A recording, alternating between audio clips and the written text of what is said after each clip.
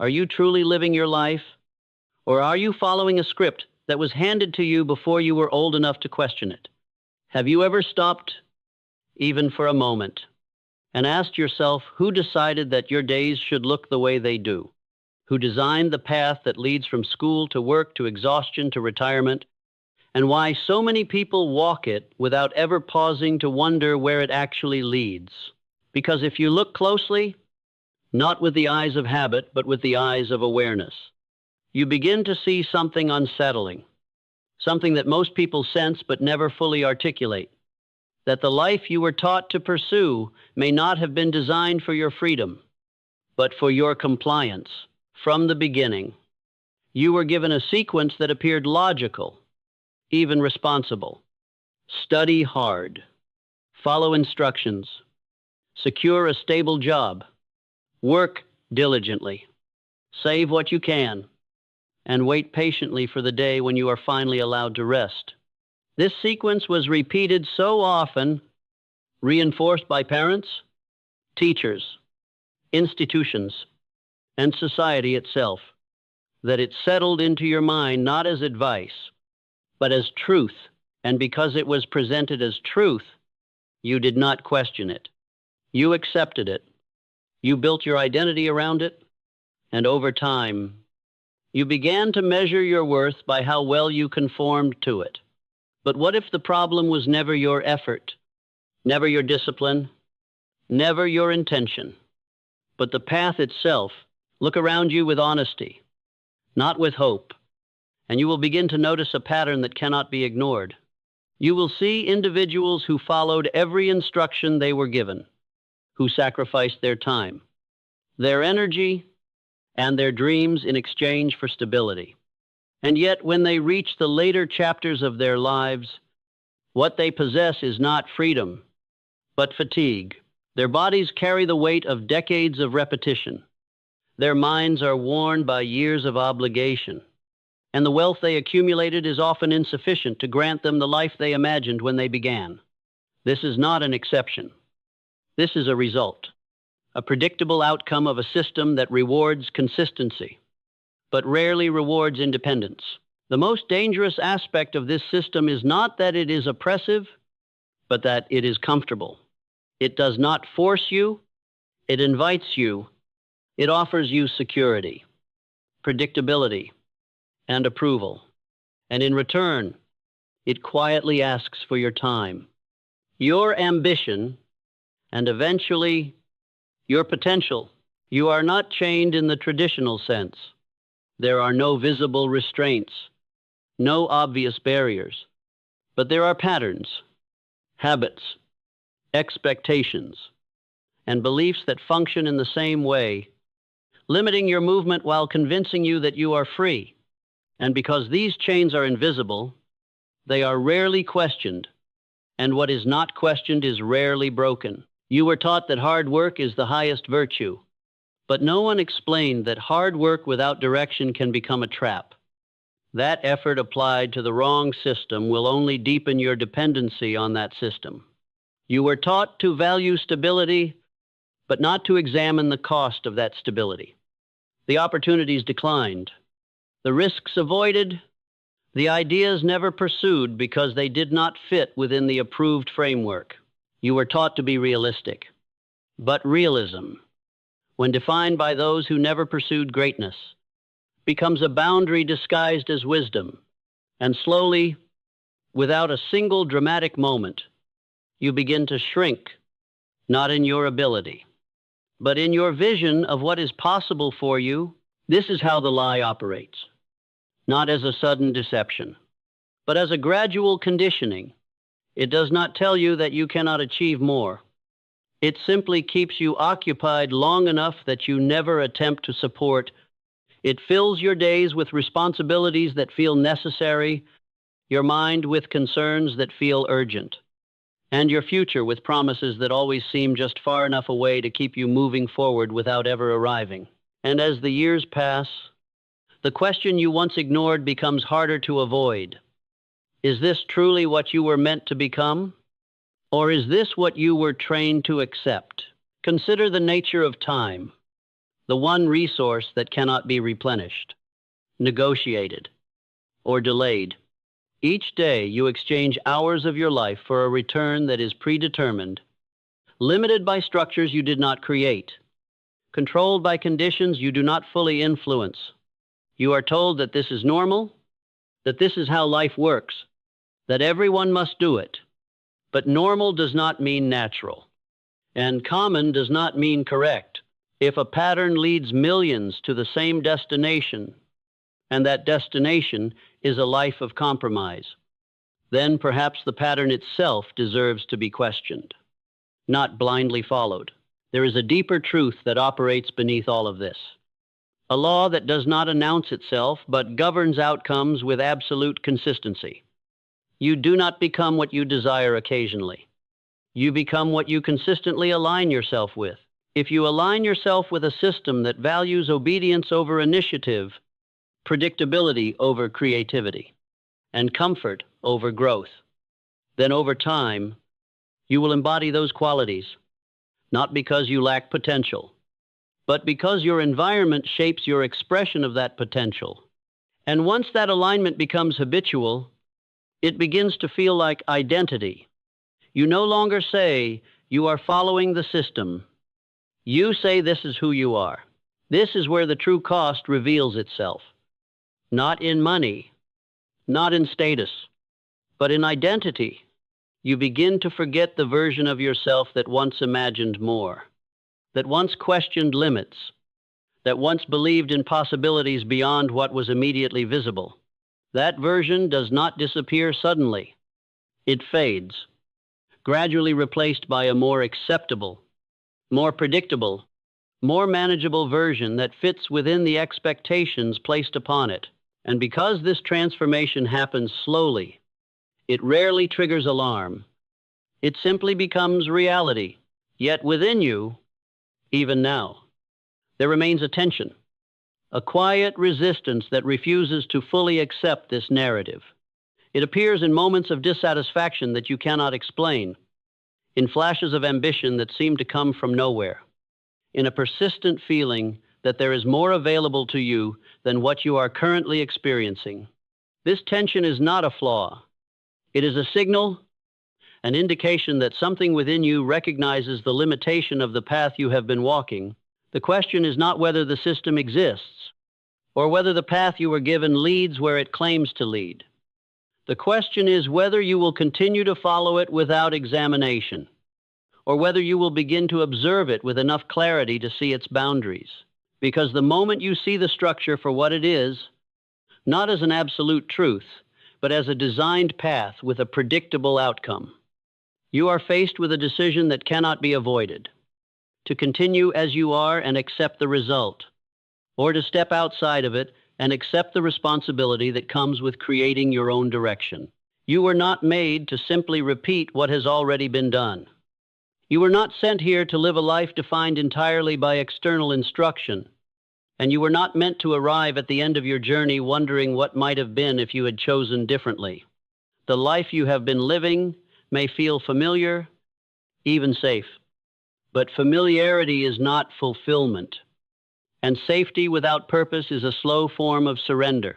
The moment you recognize that, not intellectually but deeply, is the moment the illusion begins to lose its hold. Because once you see the lie clearly, you can no longer live inside it the same way again. If the first lie was the path you were told to follow, then the second is far more subtle, far more dangerous, because it is not something you can point to. It is something you live inside every single day without noticing it. You are not controlled by force. You are shaped by repetition, by expectation, by an environment that quietly trains you to think within certain limits and then convinces you those limits are your own. The system does not need to trap you physically when it can condition you mentally. And once your thinking is contained, your life will follow in perfect alignment with that containment. From the moment you begin to understand the world, you are introduced to structures that appear necessary, even beneficial. Education, social norms, approval systems, and invisible hierarchies that define what is considered success and what is considered failure. You are rewarded for compliance long before you are rewarded for originality, praised for correct answers rather than powerful questions, and guided toward certainty rather than curiosity. This is not presented as control. It is presented as preparation, but preparation for what becomes the question that is rarely asked, because the answer is already embedded in the system itself. You learn quickly that fitting in is safer than standing out, that agreement is more comfortable than challenge, and that following instructions leads to validation, while questioning them often leads to resistance. Over time, these lessons stop feeling like external pressures and start becoming internal preferences. You begin to choose what is familiar over what is possible, not because you lack courage, but because you have been trained to associate deviation with risk and risk with loss. And so the boundaries that once existed outside of you begin to exist within you, shaping your decisions long before you are even aware that a decision is being made. This is how the system maintains itself, not through visible authority, but through invisible agreement. It does not need to remind you of the rules when you have already accepted them as your own beliefs. You limit your own ambitions before anyone else has to. You silence your own ideas before they are ever challenged. And you adjust your behavior to match expectations that were never explicitly enforced, yet feel undeniably real. This is not control in the traditional sense. It is something more refined, more efficient, a form of influence that operates beneath your awareness. Consider how often you have dismissed an idea not because it was impossible, but because it seemed unrealistic. And ask yourself where that definition of realism came from. Consider how often you have chosen security over opportunity, not because the opportunity lacked value, but because it lacked certainty. These choices feel rational, even responsible. Yet when repeated over time, they create a life that is confined not by your potential, but by your perception of what is allowed, and perception, once conditioned, becomes one of the most powerful forces shaping your reality. There is a quiet mechanism at work here, one that few people recognize: the gradual replacement of possibility with probability. As a child, your thinking is expansive. You imagine without restriction. You explore without fear. And you act without the constant evaluation of how you will be perceived. But as you grow, that expansiveness is narrowed, not through force, but through feedback, through subtle corrections, through moments where your ideas are labeled impractical, your ambitions unrealistic, your curiosity inconvenient. Slowly, you begin to adjust, not because you agree, but because you want to belong, and belonging, when tied to conformity, becomes one of the strongest anchors holding you in place. You begin to measure yourself against others who are following the same path, using the same standards, chasing the same outcomes. And because everyone around you appears to be moving in the same direction, it reinforces the belief that this direction must be correct. But alignment with the majority is not evidence of truth. It is often evidence of shared conditioning, a collective agreement to operate within the same set of limitations. This is where the system becomes self-sustaining, because it is no longer imposed from the outside. It is reinforced from within the group. People begin to defend the very structures that limit them, not because those structures serve them, but because those structures define them. To question the system then feels like questioning identity itself, and that is a discomfort most people avoid at all costs. It is easier to adjust your dreams than to challenge the foundation on which your current life is built. At a deeper level, this system also shapes your relationship with effort and reward. You are taught to associate value with time spent, to believe that the more hours you invest, the more deserving you become of success.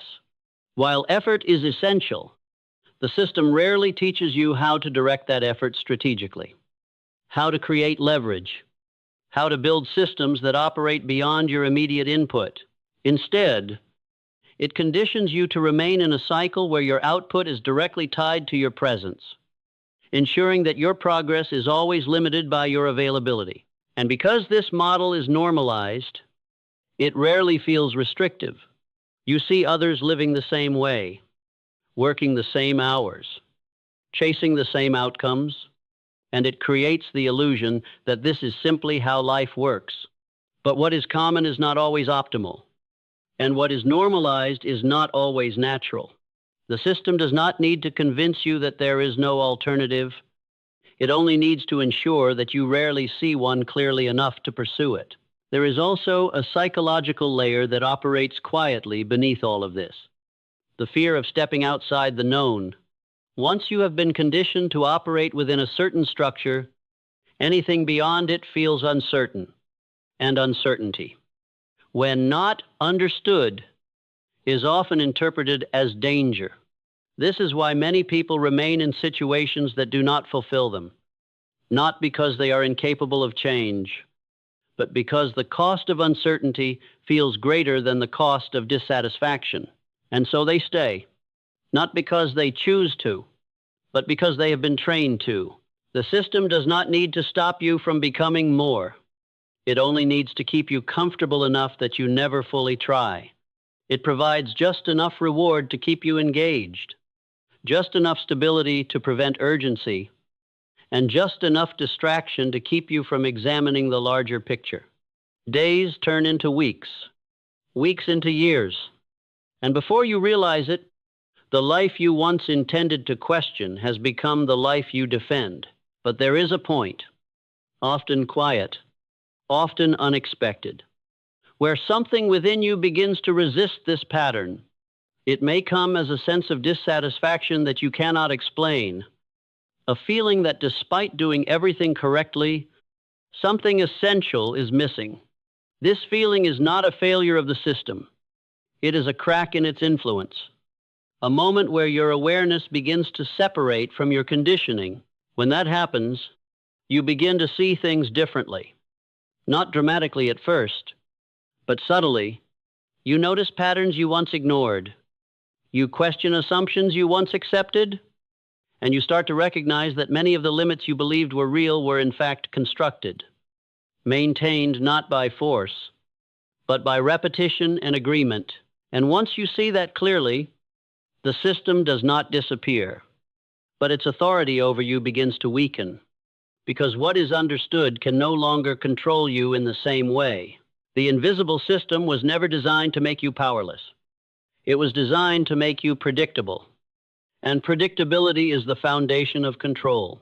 But the moment you begin to think beyond what you were taught, to question what you were given, and to observe rather than automatically accept, you step outside of that predictability. And in doing so, you reclaim something that was never truly lost, only buried beneath years of unexamined belief. The ability to choose your direction consciously rather than inherit it unconsciously.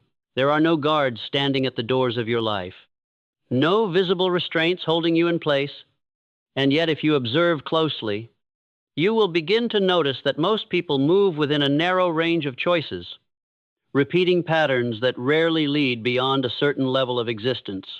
This is not because they lack intelligence or ambition, but because they are bound by forces so subtle that they are rarely recognized as chains at all. These are the quiet chains: comfort, habit, debt, and social obedience. And unlike physical limitations, they are accepted willingly, reinforced daily, and defended as if they were necessary for survival. Comfort is the first and most seductive of these chains. It does not appear as an obstacle. It appears as a reward, something you believe you have earned, something that makes life easier, smoother, more predictable. But comfort, when extended beyond its purpose, becomes a form of control. It lowers your threshold for effort. It reduces your tolerance for discomfort, and it slowly conditions you to avoid anything that challenges your current state. You begin to choose what feels good in the moment over what builds strength in the long term. And without realizing it, Your world starts to shrink. The risks you once considered become things you postpone. The actions you once intended to take become things you rationalize away. And over time, the life you are capable of creating is replaced by the life you are comfortable maintaining. Habit then reinforces this comfort, turning repeated actions into automatic behavior. What you do once with awareness, you begin to do again with less thought. And eventually, you do it without any conscious decision at all. This is how patterns are formed, not through grand choices, but through small repetitions that accumulate over time. You wake up at the same hour, follow the same routine, engage in the same conversations, think the same thoughts, and each repetition strengthens the identity that keeps you within that cycle. Habit is powerful because it removes the need for decision, and while this can be useful when aligned with growth, it becomes limiting when aligned with stagnation. You are no longer choosing your actions. Your actions are choosing you. Debt adds another layer to this structure, one that is both financial and psychological. Financially, it creates obligation, commitments that must be honored regardless of how you feel or what you desire. You must continue, not because you choose to, but because you have no immediate alternative. Psychologically, debt creates a mindset of maintenance rather than expansion. Your focus shifts from building to sustaining, from creating to covering, from exploring to securing. Each decision is filtered through necessity, and necessity, when prolonged, can suppress ambition. You begin to think not in terms of what is possible, but in terms of what is required. And this shift, though subtle, has profound consequences on the direction of your life. Social obedience completes the structure by reinforcing these patterns through approval and rejection. You are not only influenced by your own habits and obligations, but by the expectations of those around you. There is a silent agreement that governs behavior, an understanding of what is acceptable, what is admired, and what is discouraged. When you align with these expectations, you are rewarded with acceptance, with validation, with a sense of belonging. When you deviate, you are often met with doubt, with criticism, with subtle forms of resistance that make deviation feel uncomfortable. And because humans are deeply wired for connection, this social feedback becomes one of the strongest forces shaping your choices. You begin to adjust not only your actions, but your ambitions, your ideas, your identity itself, to fit within the boundaries of what is considered normal. You avoid paths that might isolate you, even if they have the potential to elevate you. You silence thoughts that might challenge the group, even if they carry truth. And gradually, without a single defining moment, you trade authenticity for acceptance, not because you are weak, but because you have been conditioned to associate belonging with safety. These chains do not operate independently. They reinforce one another. Comfort makes habit easier to maintain. Habit makes debt easier to justify. Debt makes obedience more necessary. And obedience protects the comfort that began the cycle. Together, they form a system that feels stable, even secure, yet limits your movement in ways that are rarely acknowledged. You are free to act within the boundaries, but stepping outside them requires a level of awareness and courage that most people never fully develop, because they are never forced to. This is why so many individuals remain in situations that do not fulfill them. It is not that they do not see alternatives. It is that the cost of breaking these chains appears greater than the cost of staying within them. To leave comfort requires discomfort. To change habit requires effort. To escape debt requires risk. And to defy social expectation requires the willingness to stand alone. These are not small demands. They challenge not only your external circumstances, but your internal conditioning, the very framework through which you interpret the world. And yet, beneath all of this, there exists a fundamental truth that remains unchanged. These chains have power only as long as they remain unexamined. The moment you begin to observe them clearly, not as abstract ideas, but as active forces shaping your daily decisions, their influence begins to shift.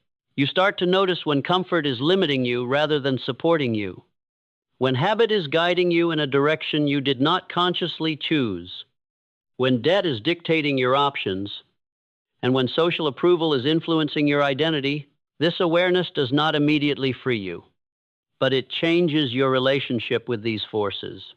You are no longer fully immersed in them. You begin to stand slightly apart, observing rather than automatically participating. And in that space, even if it is small at first, choice begins to reappear. You realize that while you may not be able to eliminate these chains instantly, you can begin to loosen them, to question them, to act in ways that gradually reduce their hold over you. There is a discipline required here, a willingness to tolerate discomfort in the short term for the sake of expansion in the long term. This is where many people turn back, because the initial stages of breaking these patterns do not feel rewarding. They feel uncertain, unstable, and at times isolating. But this discomfort is not a sign that you are moving in the wrong direction. It is a sign that you are moving beyond what is familiar. The quiet chains were never meant to be obvious, because their strength lies in their subtlety. They do not announce themselves.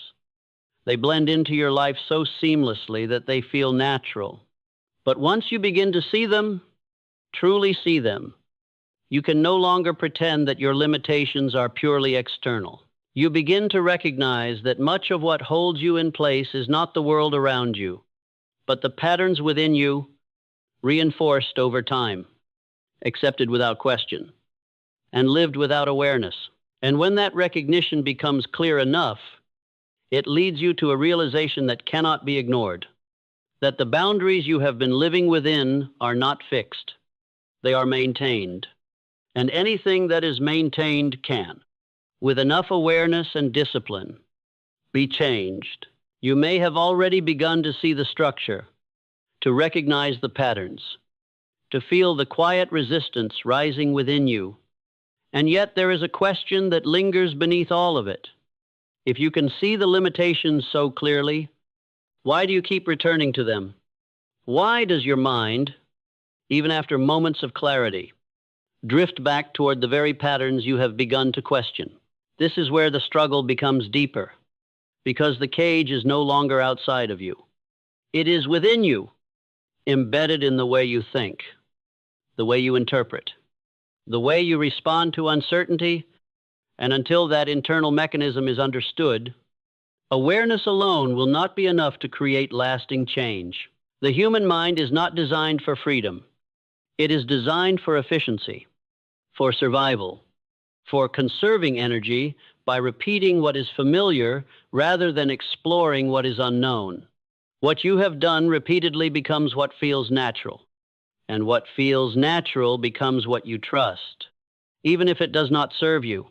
This is why habits are so powerful, not because they are inherently good or bad, but because they reduce the need for conscious effort. Your mind prefers the known path, even when that path leads to dissatisfaction, because the known requires less energy than the unknown. Every time you consider stepping outside your current pattern, your mind begins to calculate risk, not in logical terms, but in emotional ones. It recalls past discomfort, moments of uncertainty, instances where things did not go as planned, and it presents these memories as warnings. It does not distinguish between real danger and perceived discomfort. It treats both as signals to retreat. This is why fear often feels so convincing. It is not just a thought. It is a response rooted in your nervous system, a signal that urges you to return to what is safe, what is predictable, what has been experienced before. Over time, this mechanism becomes refined, more subtle, more convincing. It no longer needs dramatic fear to guide you back into the cage. It uses doubt, hesitation, Rationalization. You begin to tell yourself that now is not the right time, that you need more preparation, more information, more certainty before you act. These thoughts appear reasonable, even intelligent, but when examined closely, they often serve the same purpose. Delaying action until the desire to change loses its urgency. And once that urgency fades, the familiar pattern resumes without resistance. There is also a deeper layer to this process, one that is tied to identity. Your mind does not only seek comfort, it seeks consistency. It wants your actions to align with your self-image, the story you tell yourself about who you are. If you have spent years seeing yourself as someone who follows a certain path, who behaves in a certain way, who operates within certain limits, then any attempt to act outside of that identity creates internal friction. You feel as though you are becoming someone unfamiliar, and unfamiliarity, even when